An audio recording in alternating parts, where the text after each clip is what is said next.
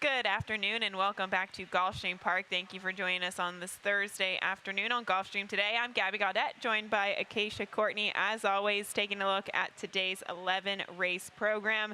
We've got some exciting stuff coming up, but first and foremost, wanted to tell everybody we're heading out of town for the next couple of days. We'll be out of here tonight, heading to Maryland for a really inventive idea and event. The Owners Conference, Fantasy Owners Conference, is happening this weekend at Laurel Park. So that's where we'll be, and there's also 5 really nice stakes too. As you said, 5 stakes. So if you miss watching us here at Gulfstream, you can watch us at our sister track at Maryland. A little bit of a homecoming for you, but back to the Northeast. Pretty chilly down here in Florida, all things considered, but I think maybe a little bit more cold up there. But we're really looking forward to it. Some wonderful people and some wonderful racing in Maryland, as well as you mentioned those 5 stakes on the 11 race card on Saturday. So don't forget to tune in. So in our absence, Ron Nicoletti will be up at bat, and of course Jason Blewett will be filling in for the next couple of days, so really excited about that too. We love our friend Jason Blewett. So now looking ahead to tomorrow, though, even though we'll be out of town, we're still going to partake in Beat the Expert, that competition. So we'll show you now. I'm actually up, and a couple weeks ago I think we had a little bit of a turn in fortune. So hopefully that continues. We keep that momentum. Make sure you go to our Facebook site at Gulfstream Park. Use that hashtag #BeatTheExpert. Make sure you get your picks in before first race post time tomorrow, which is 12:35 p.m. for your chance to win one of those cool polos that say that you beat the expert, and of course those bragging rights that we love. Even though Gabby's going to be out of town, don't forget to tweet at her and let all of us know that you're playing. Certainly be able to follow along on those picks on the website and Facebook page as well, and then see what Ron and Jason are up to throughout the afternoon. Exactly. I think that sounds like a good plan. And a good plan today would be looking at today's featured wagers. We'll start things off in the opener. Race 1 does kick off that 50-cent early pick 5. Acacia will have a ticket for that. And the rolling super high 5 doesn't begin until the second race today. Again, you have to have 7 or more betting interests for this bet to take place. So the rolling super high 5 starts in race 2. Race 6 on today's card does kick off the 20-cent Rainbow 6. We have a big carryover of $550,000 today, so definitely take action in that. I have a ticket. I thought it was kind of a difficult sequence, especially when you start things off. You want to have some coverage. So we'll dive into that later on today. And race 7 does start the 50-cent late pick 5. Acacia will take a look at that as well. We are fast and firm on the turf with 11 races, 12:35 p.m. first post. Fantastic day. I would say it's good horse weather, so to speak, as it is a little bit on the chillier side, but we're really going to know what chilly is tonight when we hit Maryland at 20 degrees. Definitely, and especially because it'll be dark out by the time we get off the plane. Exactly. We'll take a look at the opener, though, and of course this does start that 50-cent early pick 5. Acacia, let's see your ticket. Okay, we'll give you a look at my ticket. No single for this sequence in here, so I did still try to keep it affordable at $36. We had quite a few scratches today that will keep you apprised of throughout the day, but going 2 by 2, using 3 horses in the third and 3 in the fourth as well. I really like Otto in there to try and beat the heavy favorite of St. Louis, but going to use him protectively, as well as Brucarita, and then 2 deep in the 5th race, $36 today. 36, very affordable ticket as we kick it off. There's scratch the 6 in here, Fenerbahce, and I thought that that was a very key scratch. I thought that that horse would probably take money, as he has been the favorite in the past few starts here, Acacia, but we do head out to the main track at a mile and a 16th for this open 6250, and I think that makes the 7 Jadens best all the more intriguing here, and that's where I did land. Wanted to quickly show a stat for Jorge Navarro with his winners last out on the dirt, going a distance of ground, low-level claimers at Gulfstream. So a very specific stat. I thought that was astounding. I know it's a small sample size, but I just had to show it because when you're winning 75% of the time, 6 for 8, 88% in the money, and a positive ROI, and we're not saying that these horses have been big prices by any means. They've been good prices, and they've continued to win. I thought that was a very significant stat. Although this horse, he hasn't managed to win at the distance before, last time he did, he was going against Ravello's Boy, who was just much the best. He certainly has been, and Ravello's Boy has just been in great form lately, and that's an awesome stat to show because even though it is a small size, it is specific for this exact move. So the stretch out in distance was a little bit of a question for me. As you said, he hasn't won at this distance out of 4 starts, but I absolutely respect him and by no means would leave him off of that pick 5, and I do think that he'll probably be the main speed, especially coming from the outside and especially with the scratch of Fenerbahce. But a horse that is not slow is to the rail, and that's who I landed on, who by contrast, he's 5 for 10 at the distance, talking about Bama Bound, now in the barn of Bernardo Lopez, and he's looking to make it 2 in a row too. I just kind of preferred him a little bit off of his last couple of races. He stays at this level. He has been successful, just like Jaden's Best. I thought it was between these 2 horses in the opener. I did too, and that's where I kind of like your construction of the first leg of the pick 5, because Bama Bound I do like, but some things that you don't like about my top pick, I don't like about Bama Bound. And that last time out, I thought he does look like a horse that might be best on the lead or kind of in that pressing situation, and he managed to wire and kind of average fractions. And prior to that, when he won, you see the fractions at Gulfstream Park West, 25.6, 50 and change for the half. So sometimes I thought that he'd manage to get off with easy fractions. That said, this is a pretty manageable field, and I think we might have the right to start things off. We get to the second race, though. This does kick off that super high 5 wager, 5 furlongs on the turf for this open $16,000 event. And we do have a potential favorite in here, and a horse that's been in very good form lately, and that's a 6, I Will Be Free, for David Brady. Now, we wanted to show you a cautionary stat with this horse, as he might go off as the favorite.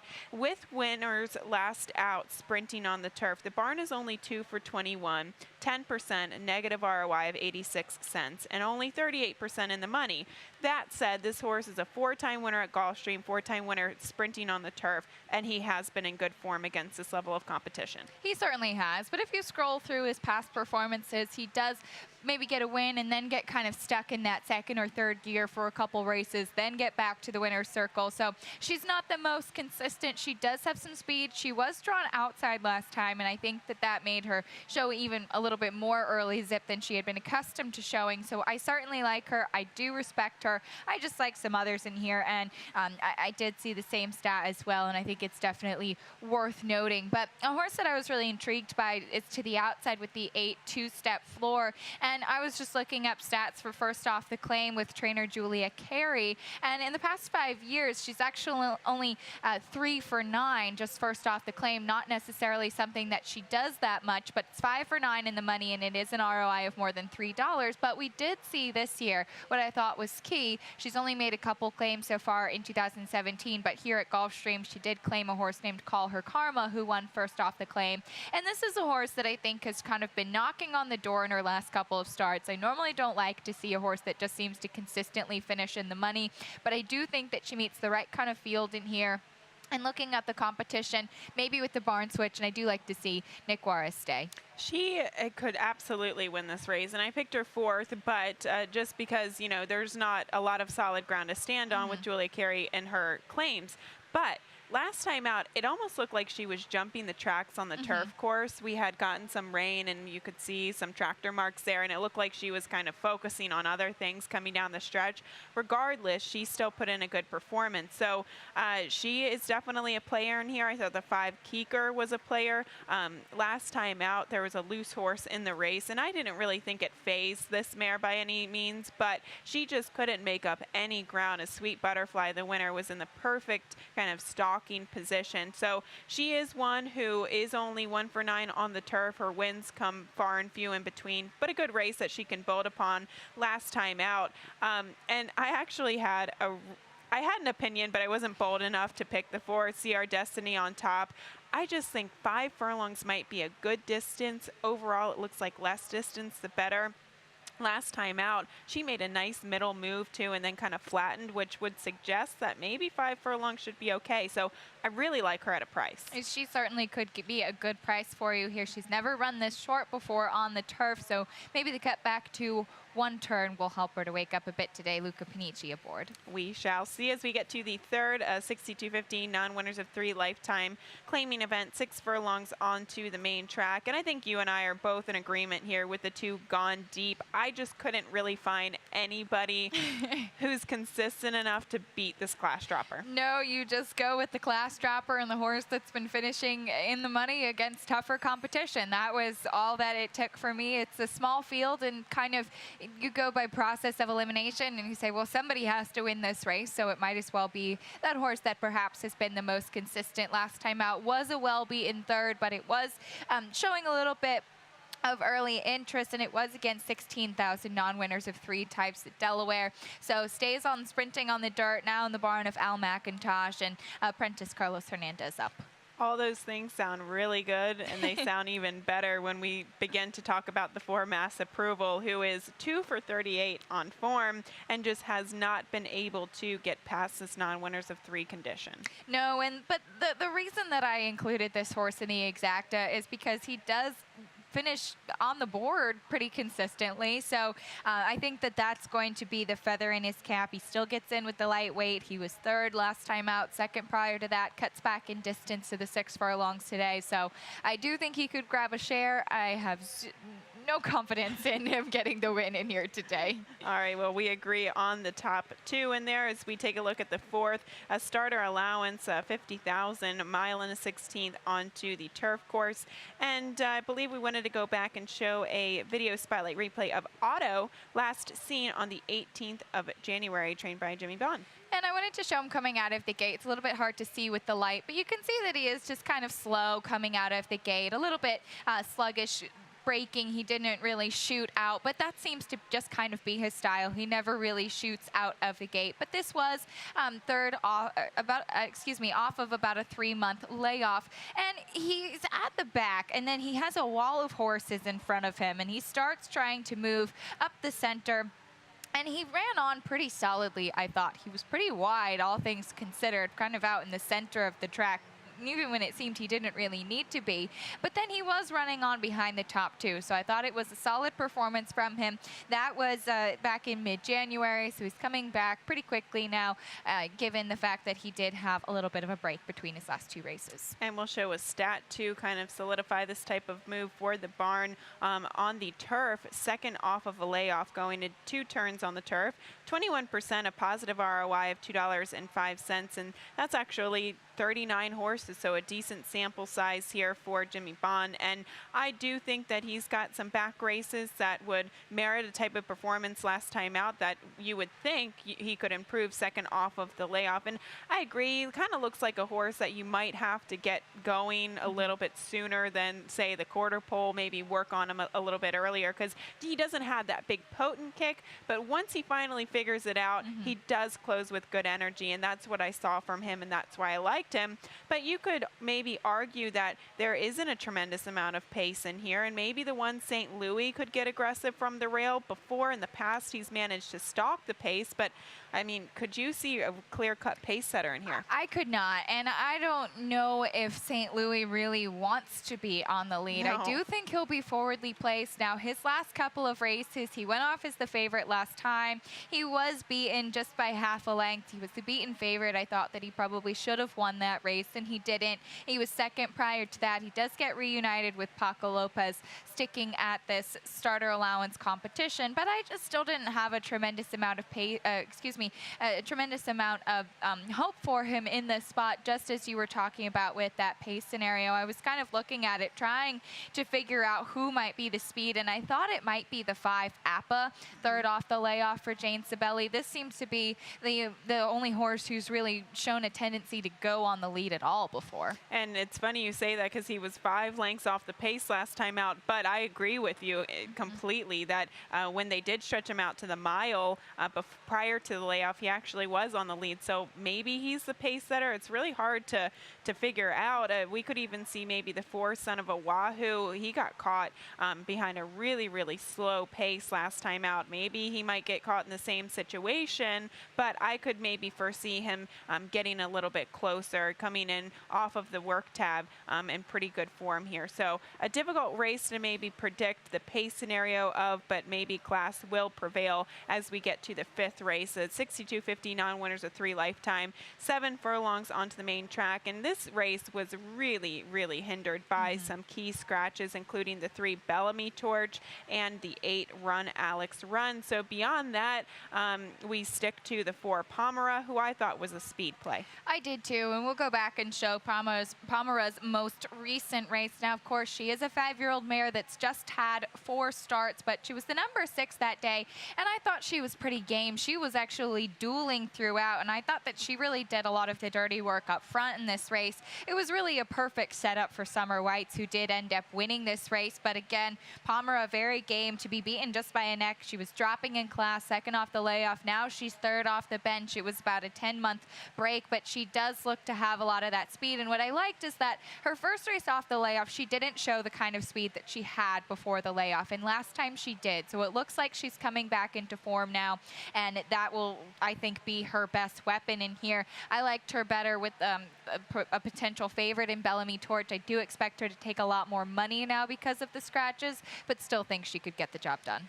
And I guess the only problem that she might have to overcome is the fact that she's got speed, and we have the 9 Venezuelan Beauty to the outside, who is taking a pretty good drop in class from what she faced last time out. Not necessarily 2 starts back, but she's a filly that is a potential speed play too. She could press Pomera on the front end, and it could maybe set up for maybe a long shot closer. And I thought with that, perhaps a 6 Miss Steffi could be sitting in the catbird seat, although she's going to have to make up a tremendous amount of ground in terms of where she finished last time out versus similar competition. You thought that perhaps the 1 Sensational Saturday could be one to pick up the pieces. I kind of defaulted to this one, and she hasn't really finished well at all in her last couple of races, but maybe she sits a bit of a stalking trip along the rail. Miss Steffi's a curious one because she used to show a lot of speed and lately has just been kind of sluggish at the back. That never seems to be a good sign. That is the first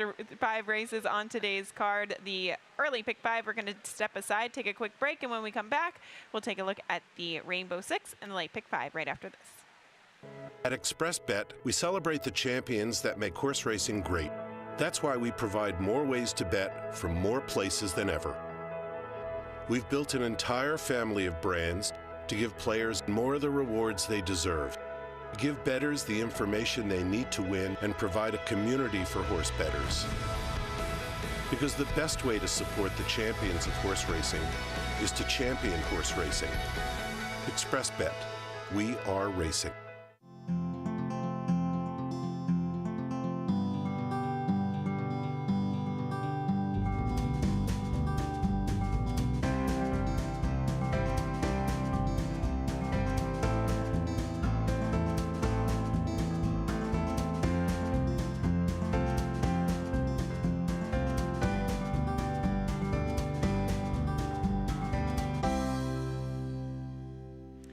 Welcome back to Gulfstream today. Taking a look at today's Thursday program, we have a nice carryover in that 20-cent Rainbow 6, over $550,000 in the sequence today.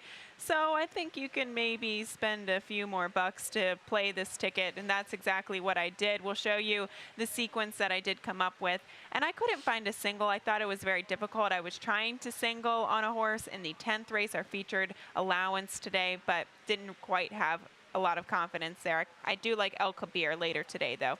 So using the 3 horses in the first leg, 3 by 3 by 3 by 3, and then capping it off with the 3-5 and the 1-5 in today's finale. I could have used even more horses in the final race, but it is what it is, $64.80.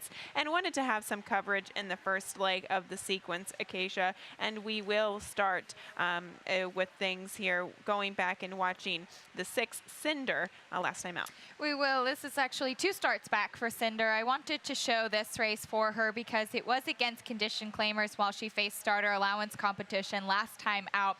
So I think that this is probably the best spot to watch her in here. She just had no place to go at the top of the stretch. She had to go outside. She was too late and beaten by the even money favorite, but she is the number 6. Now you can see her shift outside, and she's very, very wide in the stretch, trying to close on. And as I said, she just ended up getting there too late. She was beaten by Gulfstream that day. And then they stepped her up off of that performance into Starter Allowance Company, where she ran into a really nice runner from Todd Pletcher and Triquita, and maybe just was a little bit outclassed. That could be it. It was a pretty dismal performance, so last time out. She actually has been capable of being maybe effective against tougher competition in the past, but she does seem like a horse that sometimes goes in and out of form, so maybe she'll be sitting on a big performance today. I did respect her. I used her in 3rd. The one Kate missed was where I did land last time out. She drew post 6, but although it doesn't seem like a big deal, she did lose a little bit of, or a lot of ground going into the turn. Today, she does draw the rail post position. Jose Ortiz is in the saddle. She's always been one that's been hindered by trouble occasionally, but I thought the rail post could get her closer to the pace and maybe kind of avoid some of those troubles. Maybe it will help her out. She does come out of the same race as Magician's Vanity, and it kind of looks like these two do kind of run up against each other quite a few times, and they both kind of seem to find trouble. Now, the downside about Magician's Vanity, of course, is that she is just 1 for 33 on form, but I do think last time out, they took the blinkers off for her. She's 2nd off the claim when being claimed back by trainer Mike Trombetta, so he did end up claiming her back. I used her in the exacta. I thought that she definitely has the ability to hit the board, as she's actually had 15 of those races be in the money finishes, even though it's only the 1 win. So I ended up going with her over Kate Miss, but I agree with you. Looks like both of them kind of have to figure out how to stay out of trouble. I've given up on Magician's Vanity. I think I picked her twice, and probably more than that, actually, when she was running at Laurel. So she is 0 for 25 on the turf. So that's kind of where I have tried to avoid her. But the 8 Stella Street, she's coming off of a big layoff. We haven't seen her since the summer at Saratoga, and she was formful against Allowance Company, but she does kind of have spotty form. I don't really think that this is a suspicious drop, because prior to the layoff, she was facing $40,000 claimers. She was. They had actually dropped her from Allowance Company in for the tag right before the layoff. It's been about 7 months since we've seen her. Actually, her only win came in 2014 overseas in Ireland, so she's yet to get that elusive U.S. victory yet either, but they'll take the blinkers off today, and it is Chad Brown, Joel Rosario up. Let's turn the page to the 7th and talk about the pick 5.5 furlongs on the main track for this maiden claiming event. And we have a lot of scratches with the 1 Fiore, the 3 Member, and the 8 Overdriven Cat. So I thought that really kind of put a damper on this race. Acacia, how did you kind of restructure your ticket? Well, I definitely wanted some coverage in the first leg here, especially with those scratches. So I'm going to use 4 horses, because just after that, I had no idea really what to do with this race. And this is kind of one of those races where things can pop up and surprise you. So 4 in the first leg to get me off the ground, then 2 by 3. I also like El Kabir later on in the 10th, but I am going to protect myself using Donegal Moon, and then 2 deep in the finale for $48. Okay, $48. Pretty affordable there. I tried. Yeah. Well, I agree with you that you want to have several horses. In the pick 6, I actually just stuck with the 4, 5, and 6, but I could definitely see the 2 being competitive in here.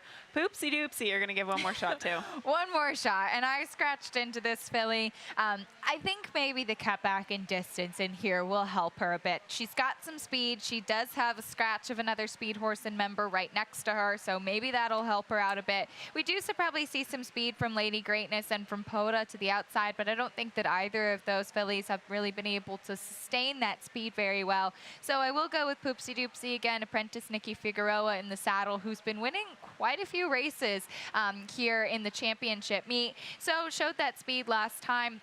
As I said, cut back to the 5.5 furlongs today. Yeah, Nikki Figueroa is definitely one to watch out for. Don't know, well, definitely one to watch out for, especially when you get to these lower level maiden claimers. You always, in my opinion, I always think it's an advantage to have a weight allowance, not really mattering what distance you're going. So that obviously helps. I went with a horse who I thought might potentially wire the field. This horse is not slow, and that's the 6. I'm Thirsty. Gets in with a lightweight of 108 pounds with a 10-pound apprentice. Jorge Navarro, I just kind of stuck between these couple of horses and even the 5 Grand Edge, who is taking a big drop in class from maiden $20,000 company last time out. Let's get to the 8th race, so another maiden claiming event. But we head out to the turf at 7.5 furlongs in for that $35,000 tag.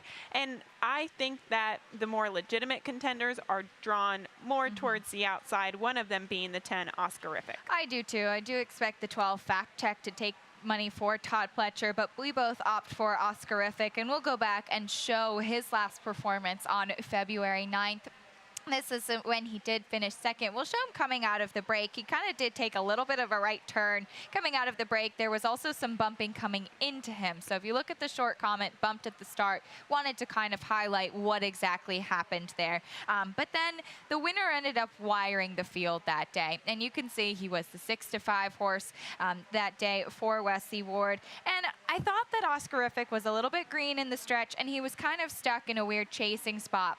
But I do think that he showed a lot of promise. He did end up finishing second with that wire-to-wire winner, and you can see that Diddley's just pulling away from the rest of the field. Certainly much the best. But Oscarific keeping on pretty strong. He did, and you know, I think 5 furlongs might not be his distance just because it seemed like it took him a while to really find his stride. So now going from 5 furlongs to the 2-turn 7.5 furlongs today, I think can only improve him. And on top of that, I know we've always said that outside post positions are very difficult to win from when you're going 7.5 for the mile on the turf here. But we've started to see at least more frequently recently than the early part of the meet, horses are starting to win from the outside post positions. Absolutely. Just yesterday we saw Queen de Valle, who's been just in exceptional form now, 8 out of 10 lifetime, but she won from a far outside post yesterday. And we've seen that it hasn't been as tough as perhaps earlier on in the meet, or just what statistics might show. So certainly respecting Oscarific. And I alluded to Fact Check, who also stretches out to the 2 turns in here. Now, I thought this was interesting. He's by, yes, it's true. The dam did break her maiden going long on the turf. So interesting to see how he does with that at distance. And I do think that the key for him is probably the break, because sometimes he's been known to maybe break a little funny in the afternoons, and he's also a horse that doesn't necessarily look like he likes to pass horses. So with an outside post position, 2 turns, all of that said, I'm hoping we see an aggressive ride by Luis Saez to kind of get him into the game and maybe make the lead from that outside post position. Other than that, Acacia, I thought the 6 Marina Mojo was an interesting one. He made up a lot of ground last time out, and I remember seeing this horse first time out thinking that he's really going to like the turf. Just Eric Guillot just trying to get that elusive win so far at the meet. He is unfortunately 0 for 21 so far, but I thought that he really did take to the turf. It was a much better turf race last time versus his 2 dirt starts. Classic Move was the horse dropping in class for Shug McGahee, and one that had kind of been all over the place prior to that seemed to take a mental step forward as well. I also threw on the 5 Union Riches, now a gelding, coming off of a big layoff for George Weaver, but a significant drop in class from maiden special weight. It was a huge drop in class. Blame Will, Always Dreaming. We saw the way that Always Dreaming ran here last weekend, I think it was. Yes, Blew the field away. Was, or 2 weekends, I don't know. 2, I think. 2 weekends ago. They're all blending together nowadays. But an interesting field there in the 8th as we take a look at the 9th race. This is a starter allowance optional claiming event, a mile onto the turf.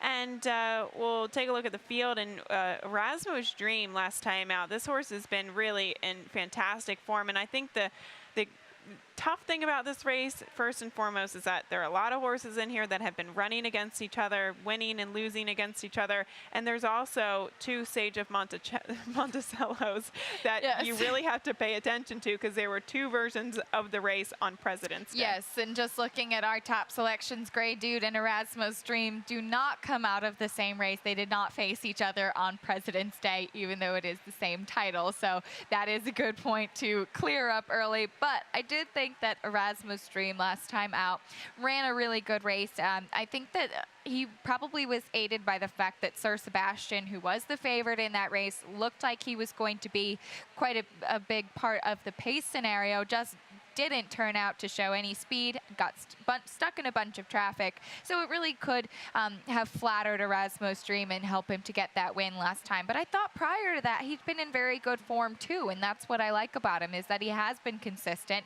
Armando de la Cerda having an excellent meet. And as I said, maybe in his past couple of starts prior to that, he was beaten by a couple other horses in this field. But it looks like he's a horse that's just been moving in the right direction and seems to have found his stride.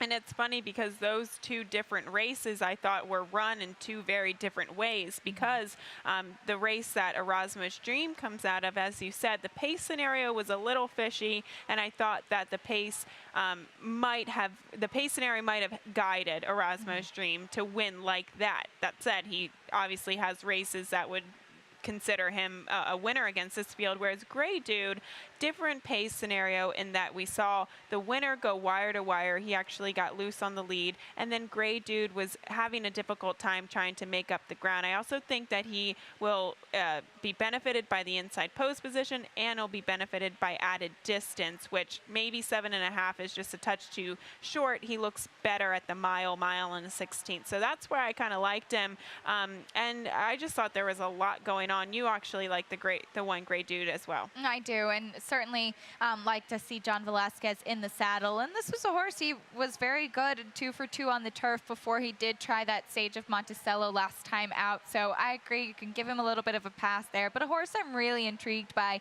is the 5 Major Key, who I remember loving in his first start on turf.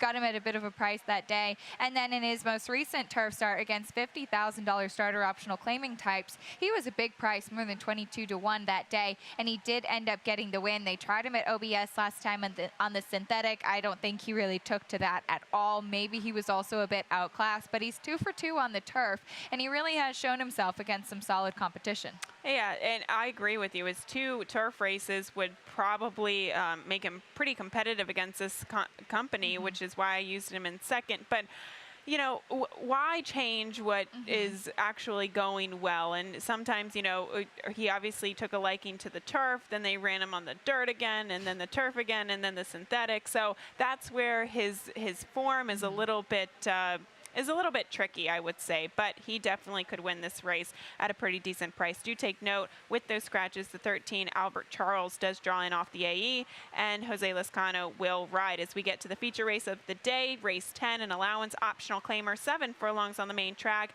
And this race is kind of similar to yesterday when we saw Rally Cry and Adulator come off of layoffs. One of them, the 3 El Kabir, we haven't seen since tackling Grade 1 Company in the Whitney at Saratoga in the beginning of August. So perhaps a lot has changed since then. Obviously, this is first time in the barn of Bill Mott, but we wanted to show a stat here for Bill Mott with 180-day plus layoffs sprinting on the dirt. I was surprised by this stat. 11 for 54, 20%, $2.49 and 39% in the money. The barn, although we always consider one to be more on the patient side in terms of layoffs or even developing maidens, this is, I think, a very, very solid stat. It absolutely is. And there's a couple reasons that I preferred El Kabir over Donegal Moon, and we'll get to Donegal Moon in a second. But the biggest thing I thought was the distance, is that I like El Kabir at this distance. He's a 2-time winner at the 7 furlongs. He was stretched out to those more classic distances, but I think some of his stronger races have actually come a bit shorter. And I do think that he's going to be sharp off the layoff, as we just saw on that stat. He's been firing bullets at Payson Park on the work tab, getting ready for his return. So I definitely think, obviously, there are quite a few classy horses in here, namely El Kabir. Riker and Donegal Moon, but I think that he certainly fits in this group. And also, you have to consider the competition, right? I mean, this is a horse, El Kabir.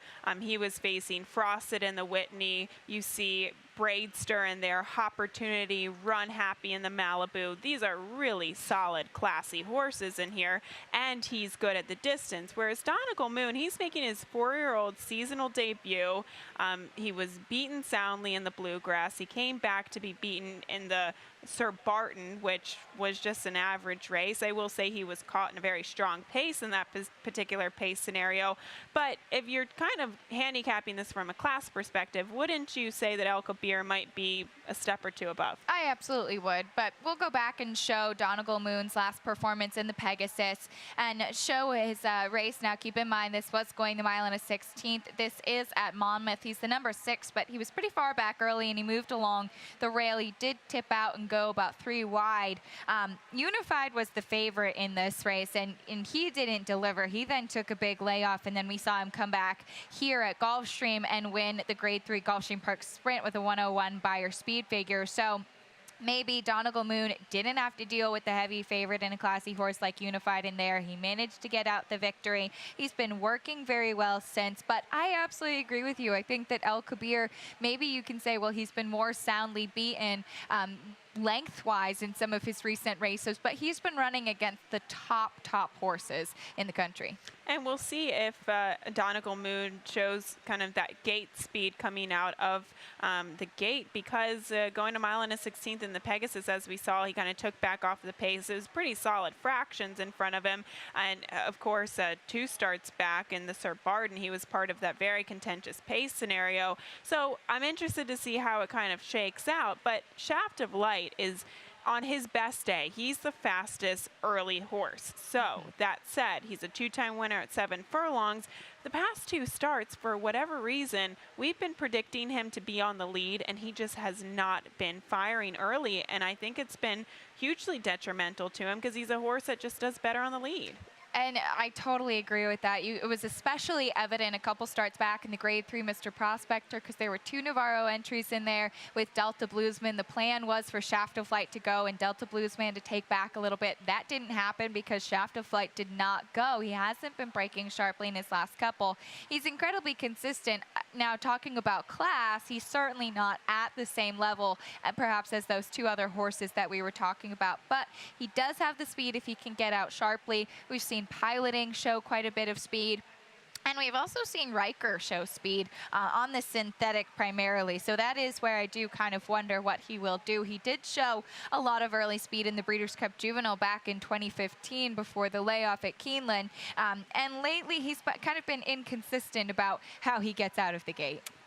Yes, exactly. And Riker, I love the idea of cutting Riker back in distance. He just looks more of a one-turn horse, but he hasn't shown enough on the dirt to make me think that he can beat horses like El Kabir or Donegal Moon. Obviously, he's very good on the synthetic. I just don't always know if that translates. I mean, they even tried him on the turf before trying to find a preferred surface. So I think he's kind of been a little bit of a tricky horse to try to figure out. But that is an excellent feature race of the day as we get to the nightcap. A maiden $20,000 race, 7.5 furlongs onto the turf.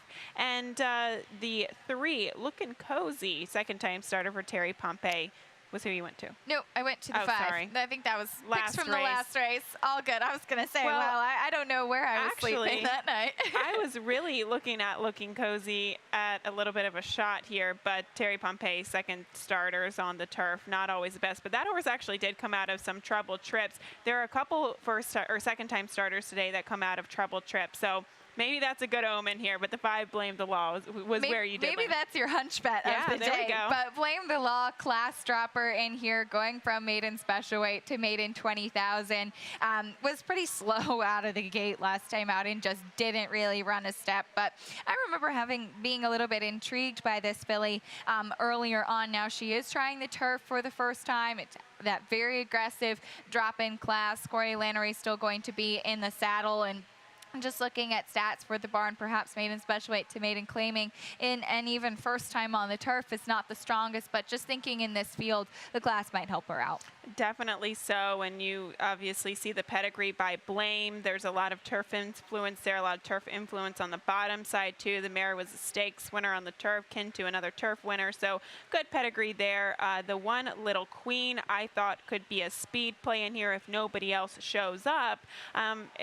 There's not a lot of speed, I don't think. There are a couple of sprinters stretching out to 2 turns on the turf today, but I think from the rail post position, Little Queen should have the advantage. Absolutely, and as you said, she'll probably send from the rail. Again, gets in with the lightweight with 7-pound apprentice Nikki Figueroa. She also cuts back in distance a bit. Her last 2 races were a mile and a 16th and a mile and an 8th. So I do think that she is one who has that early speed. It kind of took her a couple starts at the start of her career to show that speed, but I do think that'll be her game today. Well, we land on the top 2 there, so hopefully they can close out the card, because that's all I landed on in the pick 6. Me too.